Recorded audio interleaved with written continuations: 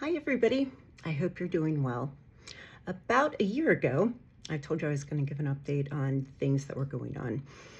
That situation kind of spiraled, and what I learned in that situation actually has really strengthened my place and position on this demand for trauma-informed environments, in particular in education, in family law across the board, and in law enforcement, which are areas that I work in, as well as one-on-one and in corporate work. And I want to explain to you right now, in real-time life, of why it's so important and how you can change your schools, protect your kids, and allow them to truly feel safe and prosperous. A few years ago, we moved from our home state, where I had been horrifically abused for decades, into a new state home, my husband, myself, and my youngest son.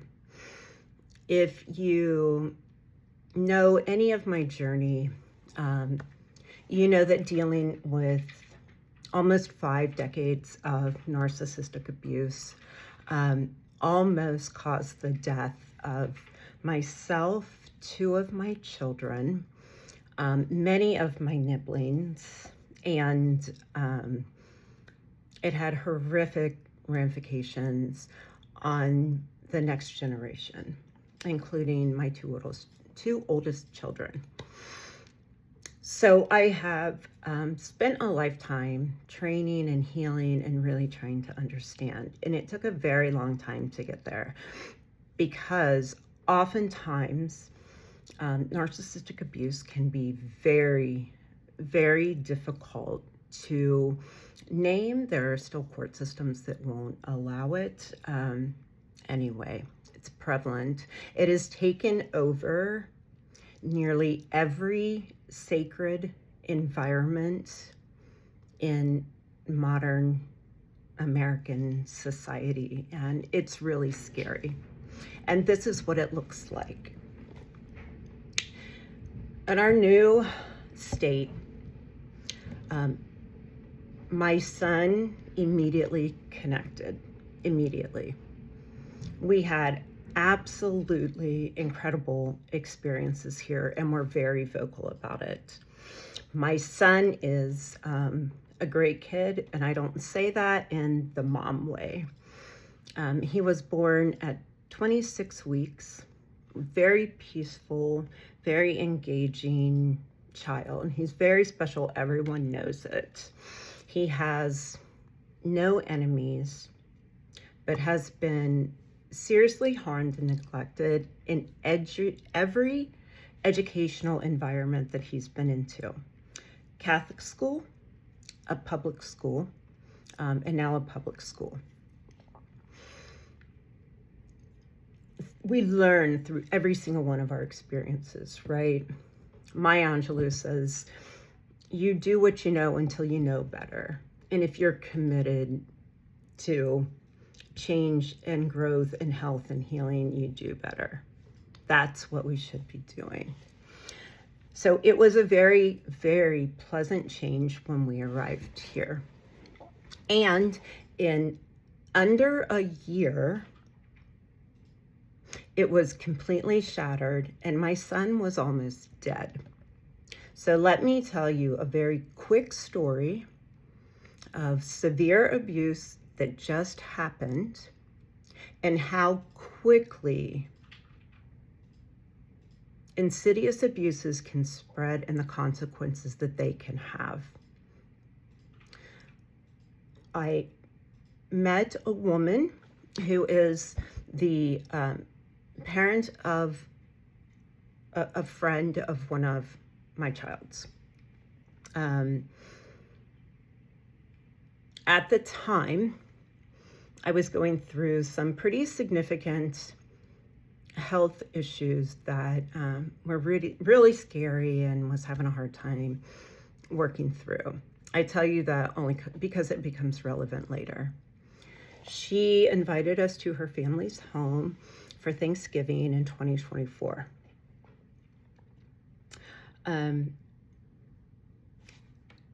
If you are healing and are committed to that, then you understand the importance of your body and your nervous system in communicating to you what's really going on in others. It is the most important part of the healing process. And my body began responding. And it would take 2 more visits for things to radically change for our family. So how do I know if a person is a narcissist or has narcissistic tendencies? Good question. This is how it happens, and this is exactly what happened in this situation that is ongoing and this time frame. In November of 2024, our family spent Thanksgiving with their family. My son shares many of the extracurricular activities with his friend. So there was, that mutual interest. But at Thanksgiving, I knew that things weren't quite as they seem. And this is what you always, have to keep very in touch with. And if you've come from an abusive situation, you already know that how people present themselves is not always the reality behind closed doors. Maybe we all know that. So there are a lot of things that look very, very admirable. And if you are prone to jealousy or envy, one would definitely feel that. This need to have a level of importance. So their home is beautiful. It is a very large home with, a beautiful land and pool and all the bells and whistles and many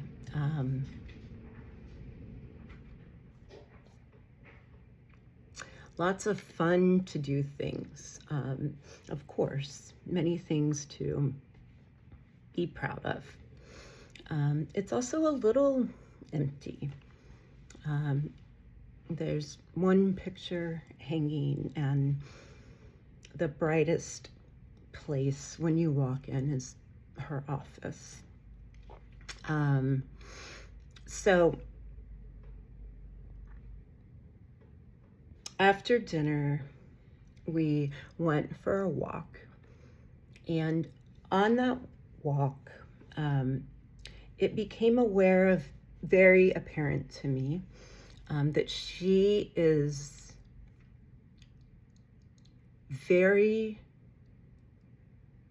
her highest priority is how other people perceive her. It is her image. And she tries to control that explicitly. And a lot of the control of that image comes through controlling the narrative for others, and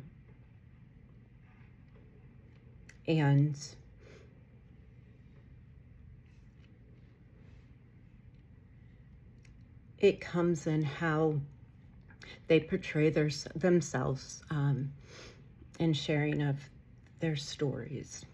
And it comes in the sharing of those stories, the amount of empathy that they have towards the people that they're speaking about, and the amount of accountability that they accept for the situation that they're presenting.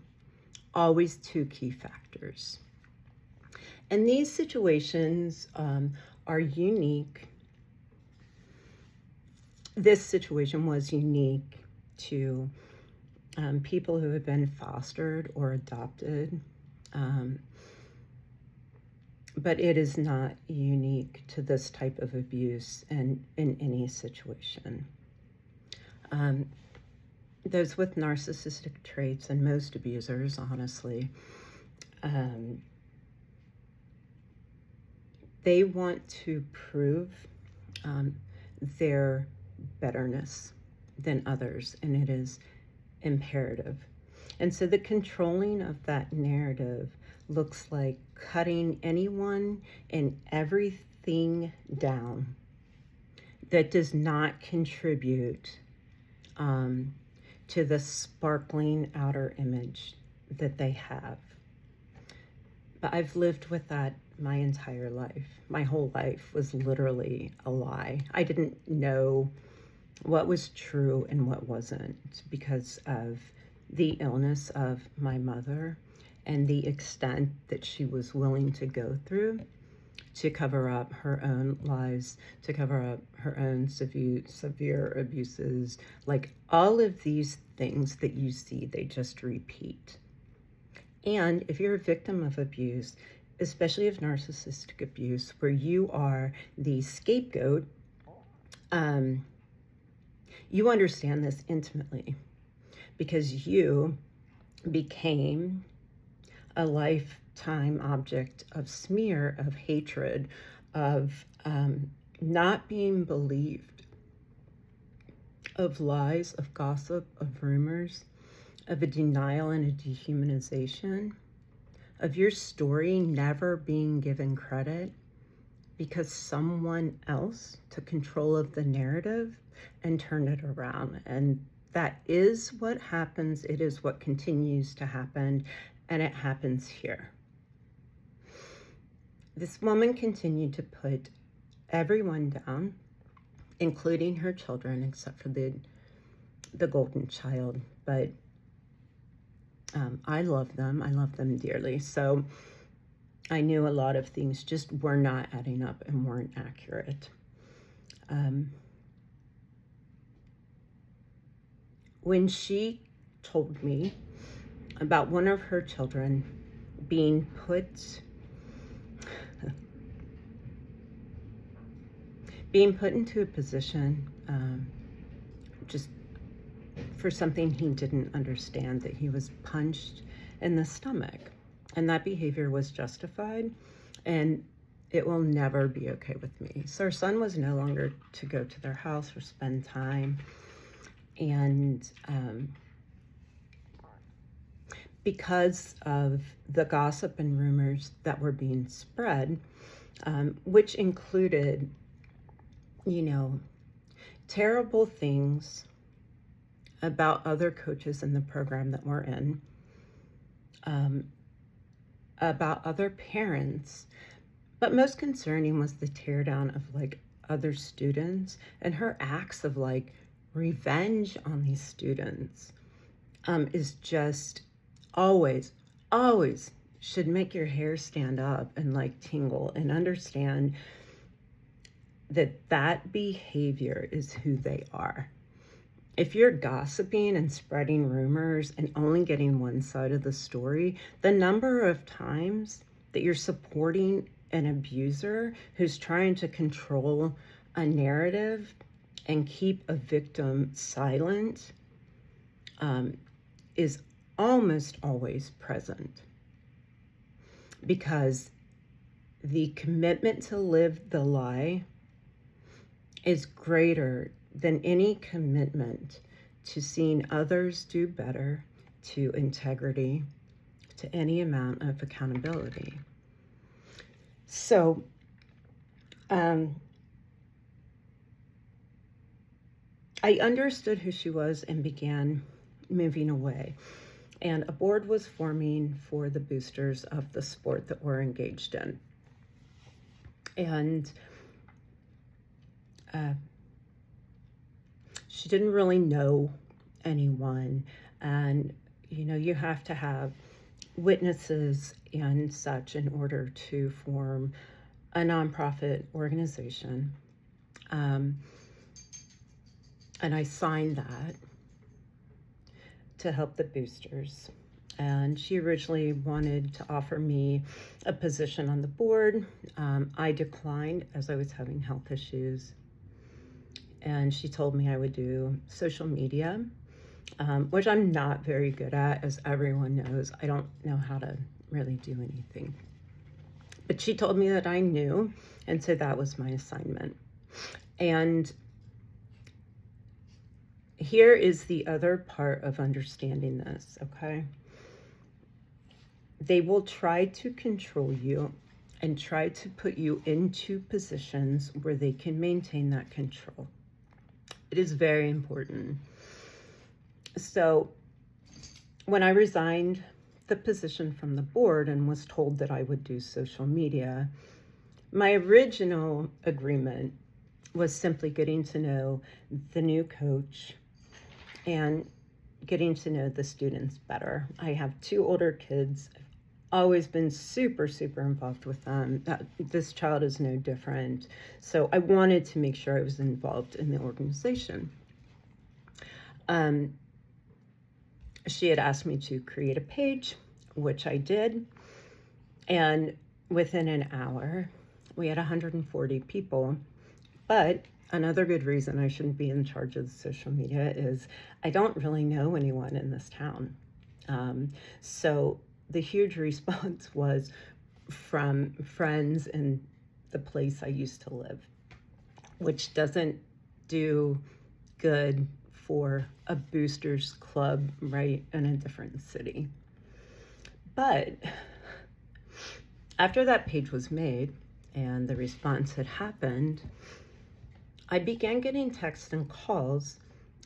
First, it was that her spouse couldn't find it, and then that they couldn't get in. But I knew none of it was true because we had already had a response. The next thing that happened was I began being questioned about information that I had never been given. And I said, I'm super happy to do that, but I don't have the information.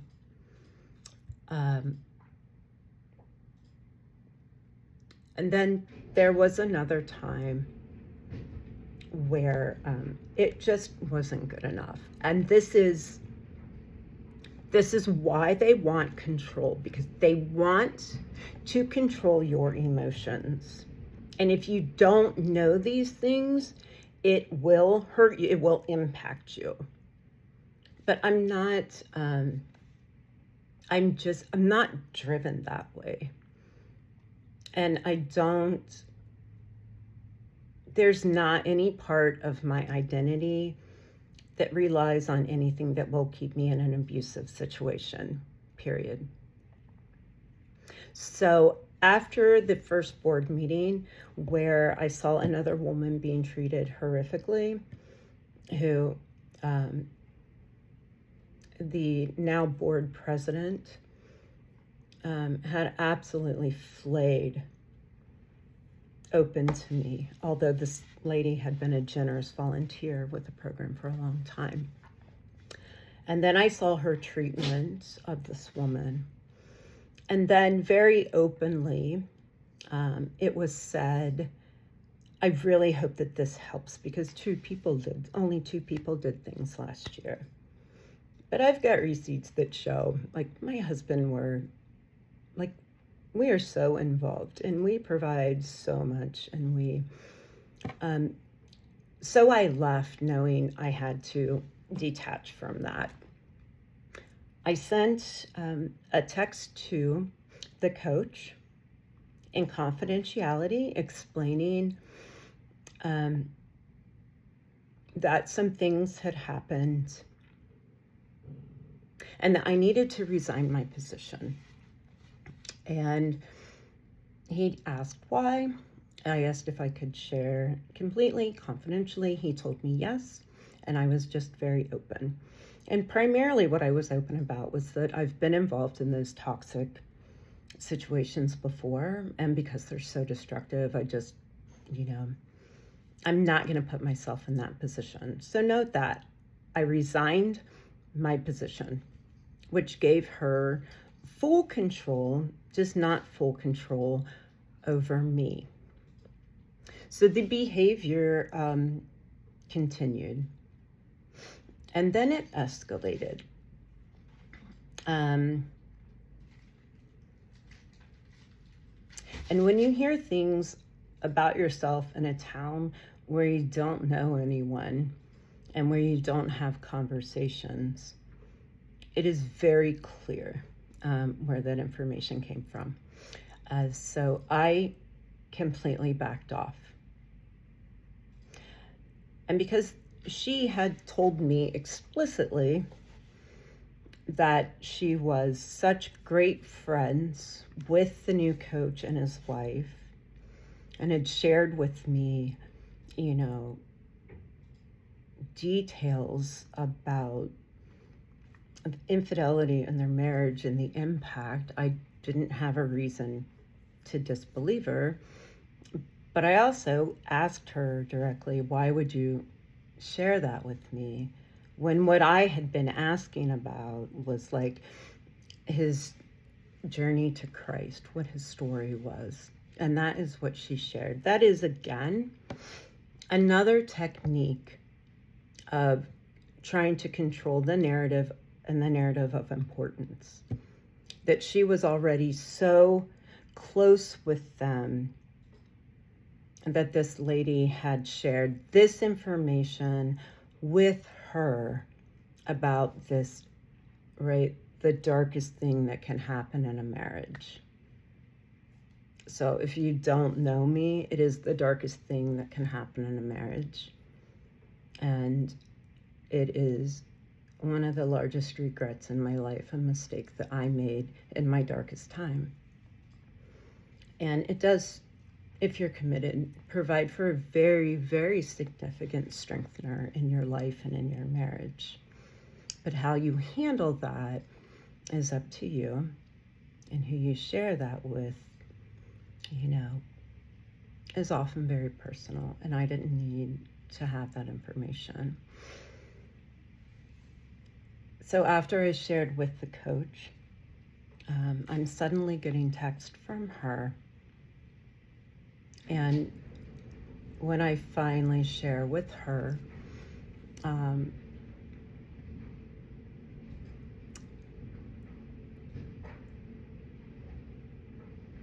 that I just wanted her to stop with the talk. And that was it. And she was very hostile towards me. How do you know if it's true or not? Not once did she say, oh my goodness, that was, who did you hear that from? I need to talk to them. I never said that. I didn't. As she completely dismissed me, she began tearing me apart.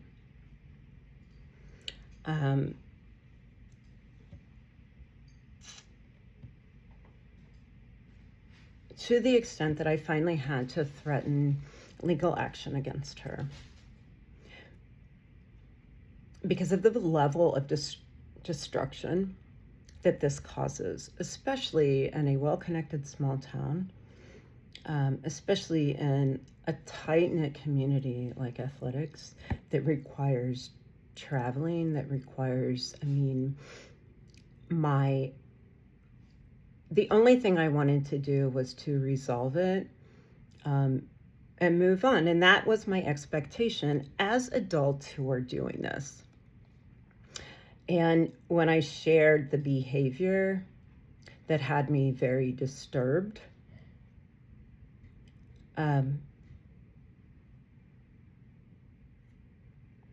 I shared that information with the coach too, to let it be known which specific concerns and behaviors I had, and why I felt they needed to be addressed. And this resulted in me first being verbally attacked by students. And I didn't ask, that's the wrong term. Actually, I said to the coach, please fix this or I will. And so he did fix it. And this is how your kids are struggling. This is why suicides that should be going down are up. This is exactly why we have trauma-informed education, trauma-informed environments, trauma-informed children, and trauma-informed adults. And if you need that said in a different way that's not politically correct, I'm sure that I can find it for you, but that is what the truth is. And this is the reality. This situation is why we need it. Because myself and 2 adults knew about this situation. No one else knew. My son didn't know. My husband didn't know. Because my anticipation is that when you confront an issue with someone directly, that it therefore becomes resolved. This happened at the time of my 50th birthday. I was in our former home state with friends celebrating that in Thanksgiving. By the time I got back, at the very next match in which we went to, I was physically and verbally accosted by people of all ages, including students. That means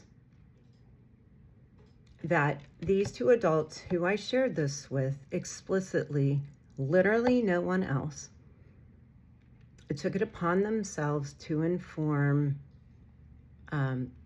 who I do not know, but inform it enough within this community, within an educational system, that I, as an adult, began being abused.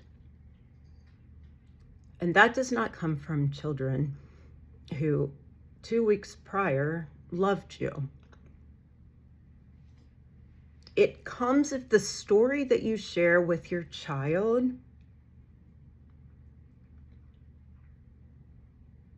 creates a villain out of the person who called out your actions, and you are committed to living a lie. That is the only reason that you share this.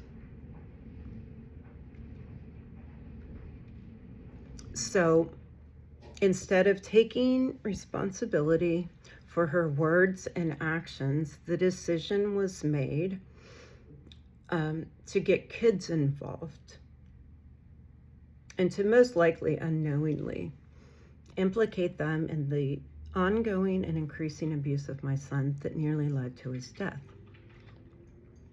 That's what began happening. I noticed changes, but also at this age, a lot of change is going on in their bodies, and so it can be difficult to tell. And abusers and groomers don't do this stuff openly and publicly. I mean, they do, but not in a way that we're supposed to know and supposed to notice.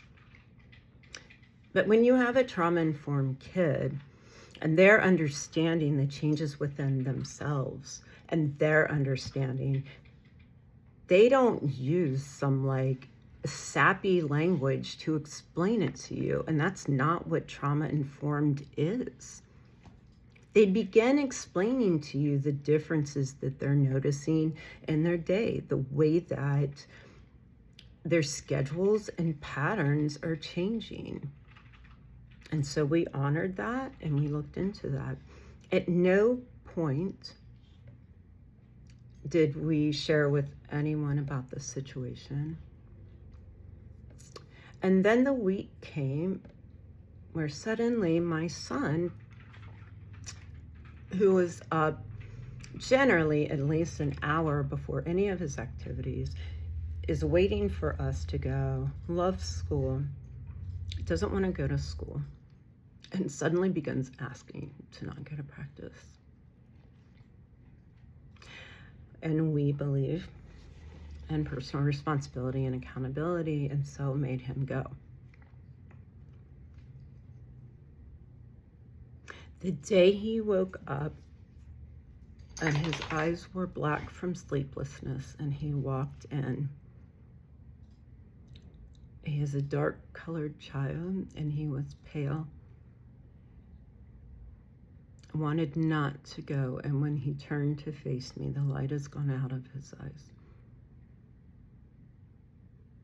And then I began to understand what was happening. And if you know your children, you'll see these changes regardless of what they do. And if your children are understanding this and can communicate to you, you can change it immediately, and that's what we did. I raised the alarms at the school, and they had already decided that our story and our narrative did not count and did not matter at all. I made an appointment to go speak to the principal and the athletic director. The athletic director stood me up, but this wasn't communicated to me beforehand. The principal of the school, who is in charge of children and is supposed to be, right, the public face and liaison, he laughed at me. He laughed at me, and when I told him that we were considering legal action, he told me to go ahead and sue him because that's why they have a legal department. So if this is the very open, cavalier, callous, and insulting response, that absolutely has no value for you as a person, no value for your child as a person, it's terrifying. And now it makes sense why there is a lot of silence that's happening around this. That is exactly how grooming works, by the way.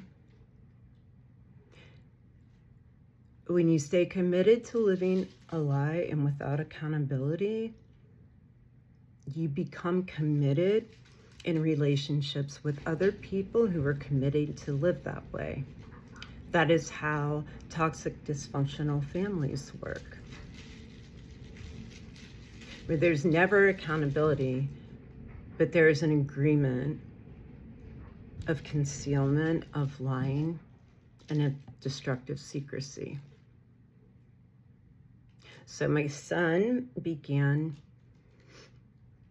to get first neglected and no positive response or feedback.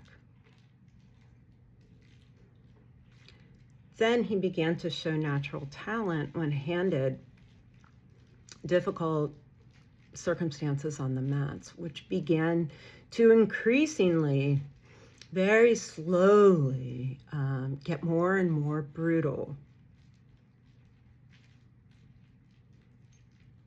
Now, did the kids realize at this point? Most likely. But the message that they've already been sent is very clear. The priority right now in that organization is a commitment to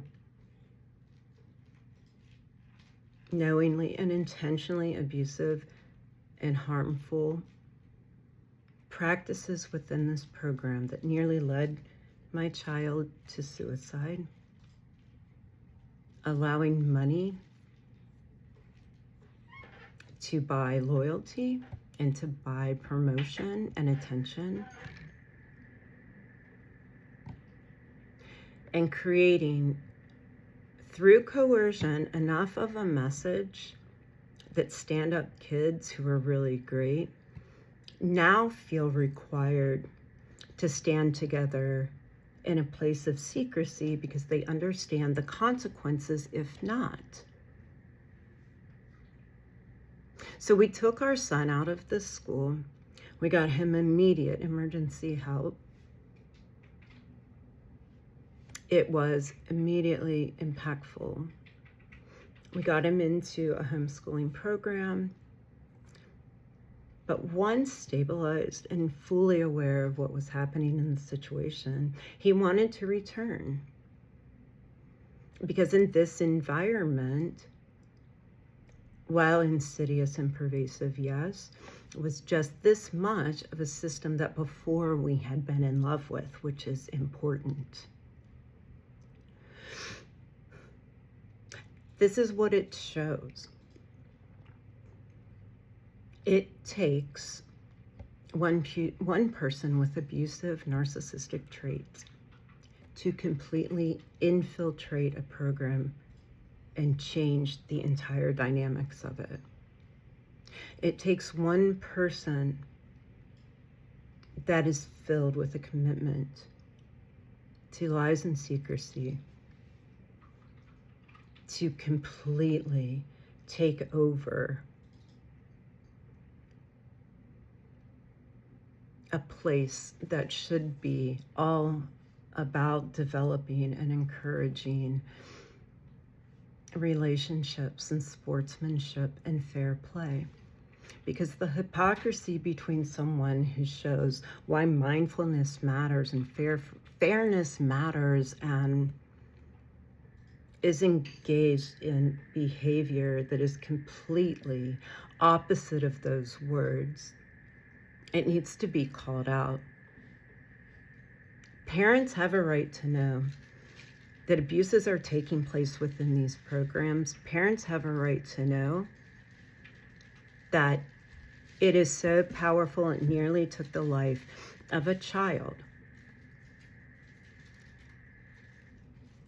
After being laughed at and dismissed by the principal, after knowing they had already had a meeting, their story had already been told, I went further up the chain. There was no interest. Nothing was changed. When we left the school, the gentleman who told me he was handling it was in surgery, but told me that he was committed to it. He told me. I took him at it. It's recorded. I have it. So when I withdrew from the school, my son stabilized. He realized that the small portion of a great experience shouldn't mean that his entire career with this academic body should be ended. He shouldn't be removed and abusers be left in control. That picture is very clear. If you speak the truth and if you call out what is happening and call it for what it is, you are punished at every step of the process in this school district.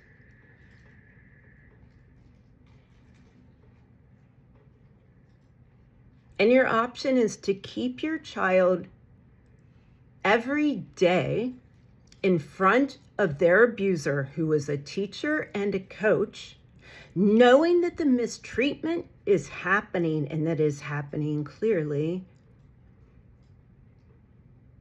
and they're protected. They remain in the system. They remain in charge and in control of the narrative. And all of those abuses and corruption and illegal activities and attacks, those become the language and the truth of the environment. In under a year, this woman went from being who she called a friend, which she wasn't, to being so demanding and in control and entitled and justified in her actions that she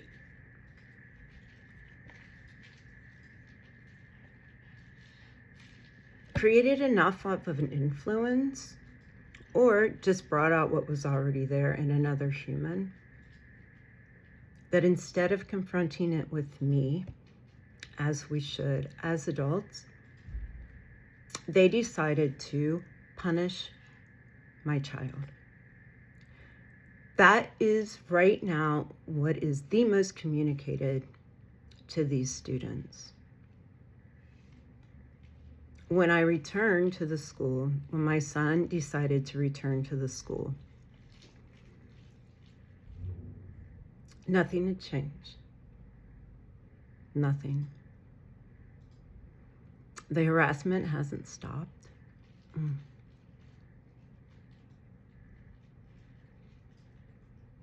They did nothing to follow up. Absolutely nothing.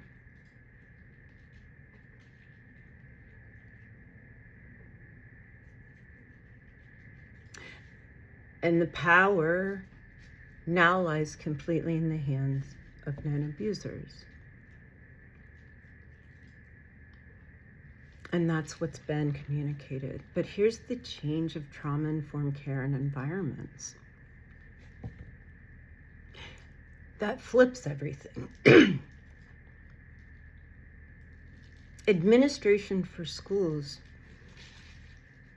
used to set, the standards for healthy environments for learning and for processing. There was a way that they vetted teachers. Not always. Please remember, my primary abuser was a teacher who had abused many students. And he was hired, he was fired, I apologize. And that went unknown, known by some, but unspoken for a long time. That secret allowed our abuses to continue for a very long period of time. The other thing is that trauma bonding happens in these environments. Kids begin to feel connected because, especially with coercive control, and especially in a program that for many of these kids, they hope is going to put them at a collegiate level, significant money.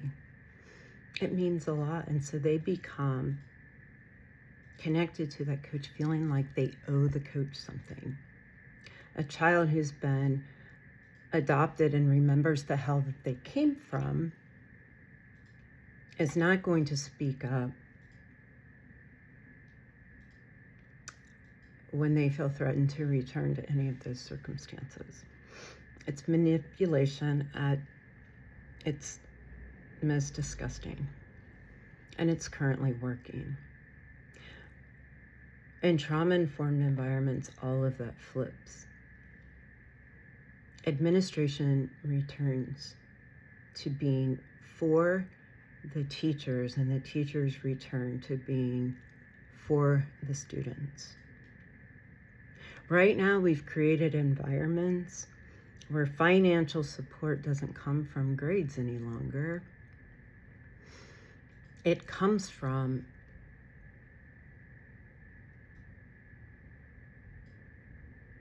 often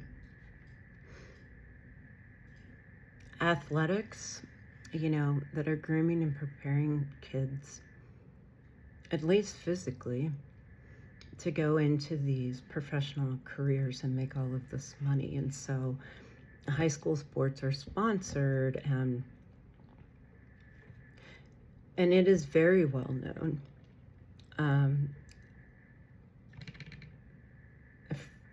In all environments in this society that we live in, that the power lies in that. And we support that and ignore everything else that is going on because we have created that as the focus instead of actually growing up our children into truly healthy, informed individuals who are not groomed and prepped for a career that their parents or their school wants, but to be fully themselves and to actually going back to feeling safe in a school environment. You want to know why school shootings happen? because we're ignoring every sign of behind closed doors in every environment. If kids are being abused at home and we don't have a trauma-informed education in society and environment, they're building it, they're stuffing it down. If bullies are in control in education, bullies will keep promoting bullies. We all get to a point that we can't take it anymore. And we keep pointing different fingers in different directions. And it comes down to accountability. In trauma-informed environments, it is not the language of bleeped out words and political correctness and, softly and baby fingering. That's not what trauma-informed care is. It is understanding and empowering students and most parents to know what grooming looks like, to be able to identify, if not their exact feelings at that time, what is changing that is creating such a drastic difference in our kids. It is literally watching people, teaching them about things like projection and how hurt people, and how people who don't want to keep accountability and have a desire to control the narrative will completely invest in the absolutely destruction of another person, and it does not matter. No one is sacred in this environment. And so kids are lied to. It messes with their psyches. It messes with their identities. Everything that creates passion and performance in the kids that we're raising. My son is a straight A student. He's an athlete. He's a musician. And if you want to know the power of an abuser, here's what I want you to know. My son is loved and encouraged and believed in by so many people. It is like amazing. When we withdrew him from the school, we were immediately contacted by the people who actually know him because they knew that something was wrong. That is who we need in our schools. Strong students don't come from being bullied and don't learn from manipulation tactics. What they learn from that is how to do it. What they learn is how to get away with it. What they learn is the art of destroying others to get what you want and to live the way that you want to be perceived. And trauma-informed, it rips all of that away because we begin to understand the clarity of the language. Administration goes back to providing truly the best environments for students and teachers so that the power goes back to teachers in the classroom, but most importantly, so that our students, our children, begin to learn of their own power, of their own patterns, of their own behaviors. They learn personal accountability, identity. They learn dignity. They learn true integrity. The people in their environments are living what they're speaking. There is no discrepancy. There is no double talk. There is nothing except for truly building into students. And when you flip this, you flip everything that education is. Results immediately change. Accountability for students, for their own behaviors and actions, it completely changes. Because it starts at the top and they understand. Do you want to know? If you want to know what your school cares about, look at what your school backs in truth. Does your school care about their students? Does this school care about students? No. And I don't mean every person in the school. An environment in education that truly cares for students allows the student to be seen and heard and talk through it and valued. They do not decide the truth and facts of a story before a parent walks in.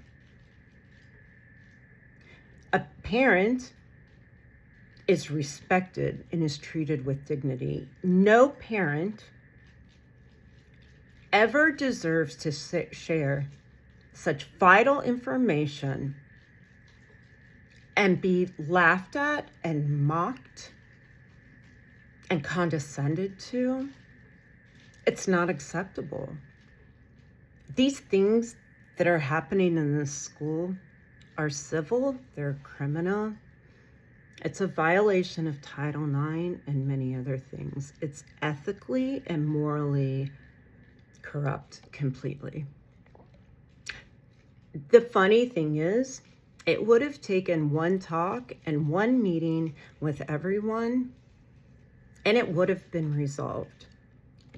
That was all I was looking for, and I was looking for an apology. Not to me, to my child. This school made the issue about me. No one in this school before had one meeting with my son, not one person. Even after I shared all of this information, it didn't matter. Even when I called the new incoming superintendent, it didn't matter. We took our son and we left. They thought that we were gone. That's it. Problem solved. But our kids write their stories, and we're there to make sure that they are supported and treated well and fairly in the process of doing that. My son's life is his story, and he's writing it. He doesn't feel like he should have to miss out on the things that he passionately loves, because this guy's being allowed, frankly encouraged, to treat him this way. He made the choice to return to the school. And still, not one person has said a word to him. No one's checked on him. No one. No administration, nothing. And nothing was changed.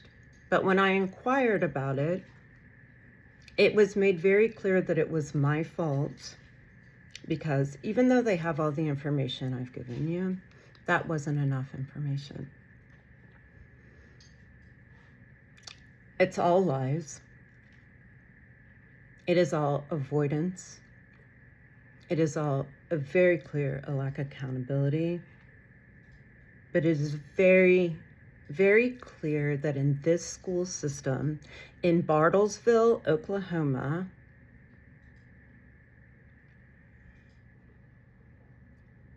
that they are willing to protect known abusers with openly abusive behavior and make the child, the victim of this, the problem, the fault, the reason, and never say another thing to him again. If you want your kids healthy and happy and alive, we have to pay attention. We have to demand that this happen. We have to demand that changes happen with the staff of the environment that we are trusting our kids with, or they will keep dying. This is why addiction starts. Kids are looking for relief from the bullshit they're living. They're tired of the behind closed doors lies and bullshit, and then what they're forced to be at school or in public. This woman and this coach, both Christians, both profess it. But this is what they're living. So we started this. We're going deep, deep connections, research, all of this stuff so that you can take situations like this that you recognize. And I'll show you every pattern and every connection. I will be able to take this and string all of it along. You will be able to don't deny anything, but you'll be able to define these types of abuses. You'll be able to read people and understand what they're doing. You'll be able to know. You'll be so well informed that it will change your life. But we're doing a daily too of stacking healing habits that allow us to keep going out into a world that's currently really backwards on priorities and flip that. We're getting our power and our voice and our humanity back, because right now, those who are being and have been abused, way outrank the number of abusers. But once you've been abused, you become a target. And if we're hiring predators, that targeting continues. I hope you'll join me. I hope if it's relative to you and your child, or just any place in your life that you're looking for, I hope you'll keep joining me. Feel free to contact me and ask questions, and I'll see you soon. Take care.